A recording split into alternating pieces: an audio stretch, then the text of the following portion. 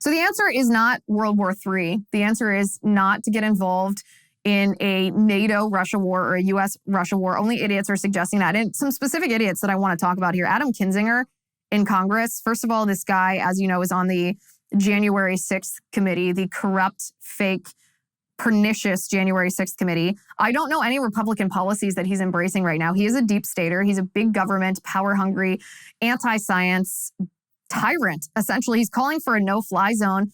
Again, Adam, what do you think the implications of this would be? Do you not understand that a no-fly zone requires an enforcement mechanism, the enforcement mechanism being the U.S. shooting down Russian planes? How do you think Vladimir Putin is going to respond to that? This is not just a rhetorical question. I actually want these people, our representatives, to answer these questions. What do you think the implications of a no-fly zone would be? How do you implement and enforce a no-fly zone without it leading to a direct conflict with Vladimir Putin? And how do you prevent a direct conflict with Vladimir Putin from escalating into a nuclear war? Answer these questions. Answer these questions. The same with Lindsey Graham. Now, Lindsey Graham is calling for the assassination of Vladimir Putin. He keeps telling the Russian people to take Putin out, which is incendiary language. Now, that language I have less of a problem with than calling for, I mean, he can say whatever he wants, right? I have less of a problem with his language in that statement and more of a problem with the fact that he too is calling for a no-fly zone.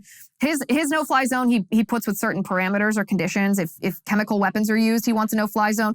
Senator Roger Wicker is also calling for a no-fly zone. And then we have the mainstream media. We have media outlets on the left who are also pushing. They're basically pro-war. They're warmongering. Politico is writing pieces about the advantages of a no-fly zone. The Washington Post is publishing editorials advocating for a no-fly zone. These people, I mean, this is not just a domestic political difference. This is not just a stupid lawmaker or a stupid mainstream media outlet that doesn't know what they're talking about. These people are advocating for a policy that could cause you and I to die. That could cause, because it would cause the United States to be pulled into direct conflict with Vladimir Putin. And when that happens, I talked about this last week on the show. I posted the article on my local so everyone could read it themselves. There have been over 100 war games that have been staged about this exact scenario that's happening right now. I'm talking about Russia invading Ukraine and how this ends up, what the proper policy and military tactics should be, what decisions should be made, and what the implications of those decisions would be. And in these war games, more often than not, Vladimir Putin escalates to nuclear war because he is threatened. More often than not, when the United States becomes involved, when NATO becomes involved, Vladimir Putin reaches for his nuclear weapons. Now, all of this being said, I said it before and I want to say it again. I don't mean this in any sense that we should cave to Vladimir Putin or let his threats determine what we do. No. But we should keep everything on the table, and we shouldn't telegraph to Vladimir Putin what we're going to do. But we should understand the implications of what our politicians are dragging us into. When Kinzinger and Graham and Wicker and then the mainstream media, Politico and Washington Post, answer these questions before you make this policy your agenda. Before you try to drag me and my family and you and your family, before you try to drag us into a war that will result in mass death, think about the implications of what you're calling for. So the answer, of course, is not just a pithy tweet.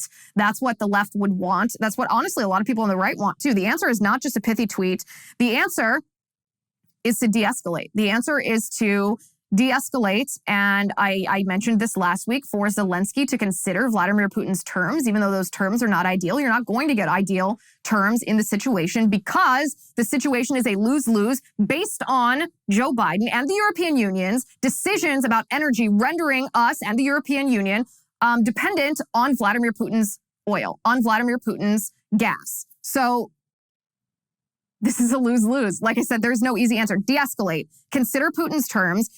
What this will do, of course, Putin is not trustworthy. There's no reason to think that long-term he would maintain the terms of this deal. But what this will do is kick the can down the road. And before Putin can pick up the can again down the road, that is incumbent on us to employ the measures that Biden should have employed that would have prevented Vladimir Putin from waging this aggression, this war in the first place, that Biden should have done when he had the chance.